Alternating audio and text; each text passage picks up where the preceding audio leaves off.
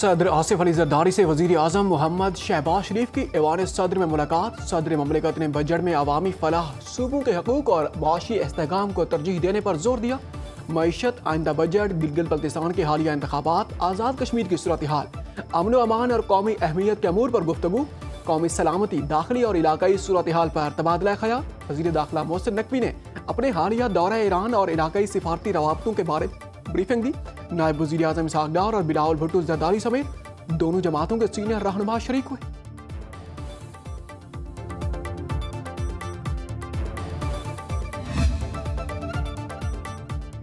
विफाकी budget 10 जून को पेश नहीं किया जाएगा। ज़राए वज़ारत खजाना के मुताबिक आइंदा माली साल का बजट 12 जून को पेश किया जाएगा।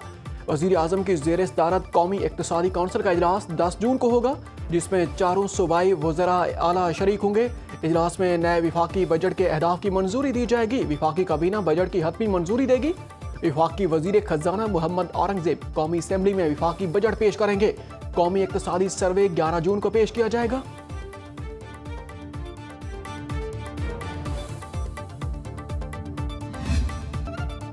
कालादम जॉइंट अवामी एक्शन कमेटी के मरकजी रहनुमा शौकत नवाज मीर और ख्वाजा महरान की ऑडियो कॉल लीक। पुरतशद्दुद हमलों के जरिए मज़मूम मकासद हासिल करने का होशरुबा इंकशाफ। ऑडियो कॉल से वाज़ेह है कि रावलाकोट में दहशतगर्द हमले और लाशें गिराने की मनसूबाबंदी की जा रही थी। मंजर आम पर आने वाली ऑडियो कॉल में शौकत नवाज मीर ने कहा कि जब तक रावलाकोट में बड़े पैमाने पर पुरतशद्दुद हमले और लड़ाई नहीं होती, हम मुजफ्फराबाद और मीरपुर में कुछ नहीं कर पाएंगे। मंसूबे पर अमल दरामद के लिए रावलाकोट में सिक्योरिटी फोर्सेस की तादाद का जायजा लेकर फैसला किया जाए। ख्वाजा महरान ने कहा कि सिक्योरिटी फोर्सेस रावलाकोट में अमन व अमान को बरकरार रखने के लिए मौजूद हैं।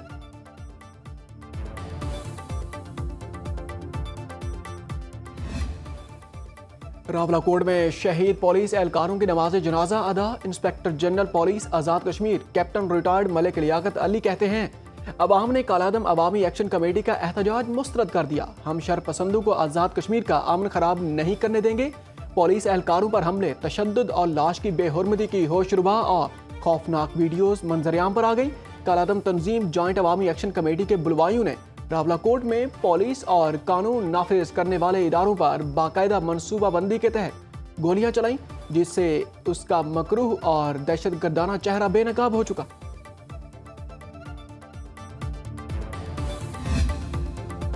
आज़ाद कश्मीर में जिंदगी मामूल के मुताबिक रवां दवां। मुजफ्फराबाद में तालीमी, कारोबारी और समाजी सरगर्मियां मामूल के मुताबिक जारी।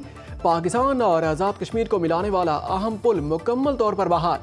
कोहाला में तमाम छोटी बड़ी मार्केट्स और तिजारती मराकज़ खुले हैं। अवाम ने नाम निहाद एहतजाजी काल को यकसर मुस्तरद कर दिया। रावलाकोट का मुहासरा भी खत्म, मामूलात जिंदगी बहाल। पाकिस्तानी निजात रुकने बरतानवी पार्लियामेंट अफजल खान का कालादम जॉइंट अवामी एक्शन कमेटी के पुरतशद्दुद मुजाहिरों पर तशवीश का इजहार।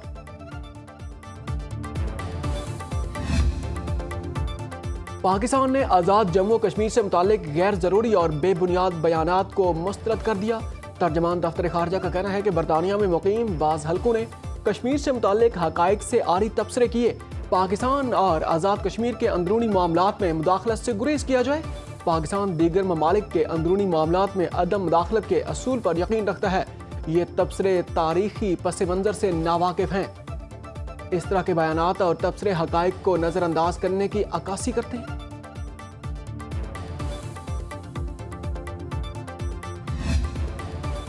अक़वाम मुत्तहिदा सलामती कौंसिल में पाकिस्तान का अफगानिस्तान में दहशतगर्द गिरोहों की मौजूदगी का सख्त मौक़िफ़।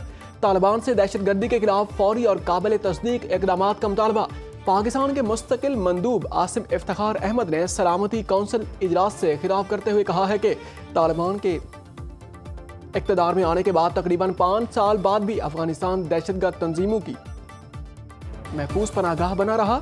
कालादम TTP, BLA, दाइश, खुरासान और दीगर दहशतगर्द गिरोह अफगान सरजमीन पर आज़ादी से सरगर्म। तालिबान हुकूमत सिक्योरिटी खदशात को मुसलसल नज़रअंदाज कर रही है। सिर्फ 2025 के दौरान पाकिस्तान में दहशतगर्दी के 5300 से ज़ायद वाक़यात हुए, जिनमें 1200 से ज़ायद अफराद जान की बाजी हार गए।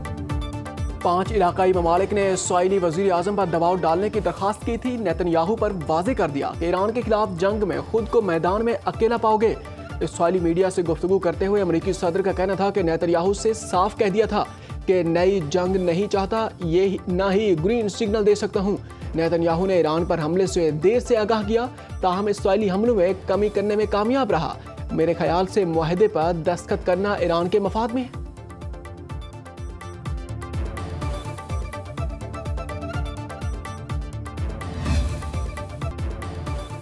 ईरान और इसराइल ने एक दूसरे पर हमले रोकने का ट्रंप का मुतालबा मान लिया। ईरानी मुसल्लह अफवाज का इसराइल पर जवाबी हमले रोकने का बाकायदा ऐलान। तर्जमान ईरानी खातिमुल अंबिया मरकजी हेडक्वार्टर्स ने कहा है कि जनूबी लेबनान और बैरूत के इलाके ज़ाहिया में इसराइली कार्रवाइयों के जवाब में सख्त और दर्दनाक रद्द अमल दिया। अब ये ऑपरेशन रोक दिया है। इस रद्द अमल से सहयोनी हुकूमत और उसके हामियों को सबक सीखना चाहिए। खातिमुल अंबिया मरकजी हेडक्वार्टर्स के मुताबिक अगर जारहियत और मजालिम का सिलसिला जारी रहा तो इससे कहीं ज्यादा सख्त और तबाहकुन इक़दाम किए जाएंगे। इसराइल ने भी ट्रंप के कहने पर ईरान पर हमले रोक दिए।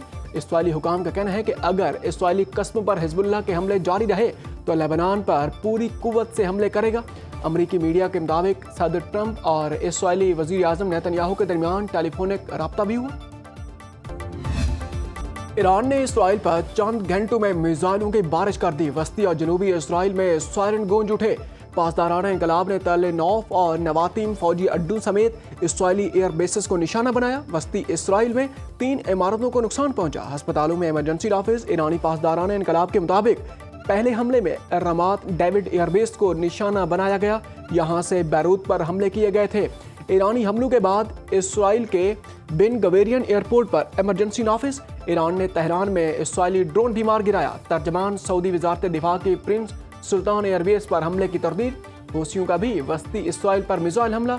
यमनी फौज का बहीरा अहमर में इसराइली बहरी नकल व हरकत पर पाबंदी का ऐलान। तेहरान में हजारों शहरियों का अपनी हुकूमत के हक में मुजाहरा।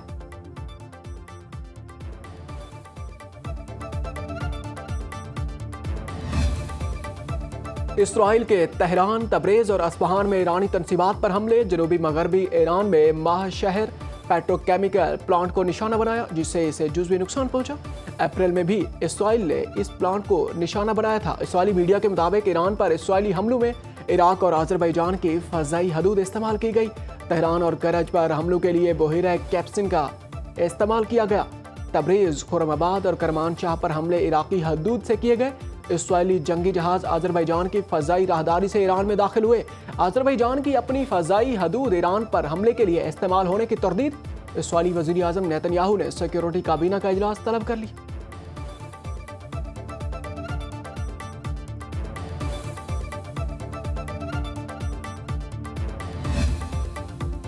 बहास छोड़ा और ना मुज़ाकरात का रास्ता तर्क किया। कौम और मुल्क के हकूक़ का भरपूर दिफा करेंगे। ईरानी सदर मसूद पज़ेश्कियान कहते हैं कि हमारी तरजीह ईरान की सलामती और अपने लोगों का अमन। सिफारतकारी और दिफा कौमी ताकत के 2 बाजू हैं। इत्तेहाद और दानिशमंदी से ईरान इस आजमाइश से भी कामयाब होकर निकलेगा। नायब सदर मोहम्मद रजा आरिफ ने कहा है कि नए हमलों का सामना करने के बाद इसराइल जंग बंदी के लिए एक बार फिर भीख मांगने पर मजबूर है। ईरान जंग नहीं चाहता, मगर अपनी सरजमीन के दिफा में नहीं हिचकिचाएगा। स्पीकर ईरानी पार्लियामेंट मोहम्मद बाकिर कालिबाफ कहते हैं कि बहरी नाकाबंदी को दुश्मन की एक और शिकस्त में बदल देंगे। मुफाहिमत यादाश्त से मुताल्लिक जाहिर हो गया, अमरीका न जंग बंदी चाहता है न मुज़ाकरात। हमारा मकसद जंग का मुकम्मल खात्मा है।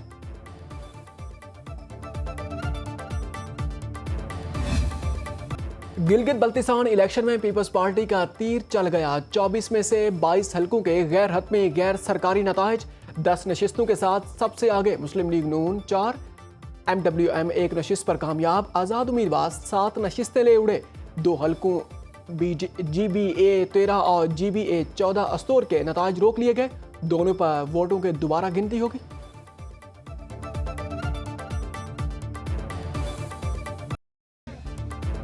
वज़ीर आला खैबर पख्तूनख्वा मोहम्मद सुहेल अफरीदी से विफाकी वज़ीर मनसूबाबंदी।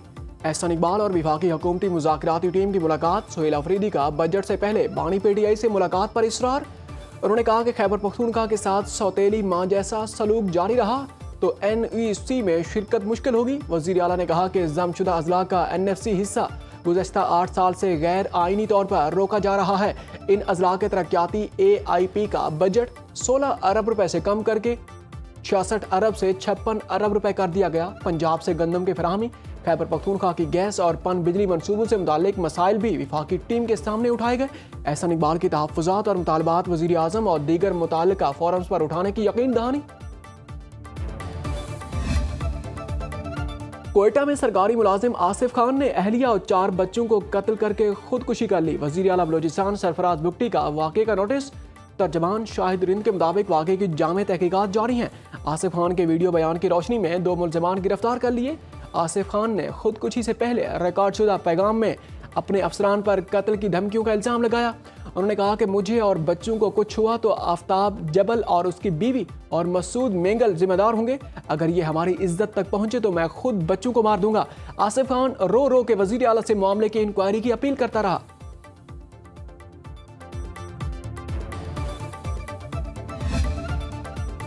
मुल्क के बेशतर इलाकों में हीट वेव बरकरार। महकमा मौसमियात के मुताबिक सिब्बी 49 डिग्री सेंटीग्रेड दर्जा हरारत के साथ मुल्क का गर्म तरीन शहर रहा। दादुआ और जैकबाबाद 48, तुर्बत और मोहनजोदाड़ो में 47 डिग्री सेंटीग्रेड रिकॉर्ड किया गया। इस्लामाबाद 40, लाहौर 43, पेशावर 42, कराची में 37 डिग्री सेंटीग्रेड रहा। आइंदा 24 घंटों के दौरान मौसम खुश्क और गर्म रहने की पेशगोई। हीट वेव के पेश नज़र आवाम को एहतियाती तदाबीर इख्तियार करने की हिदायत।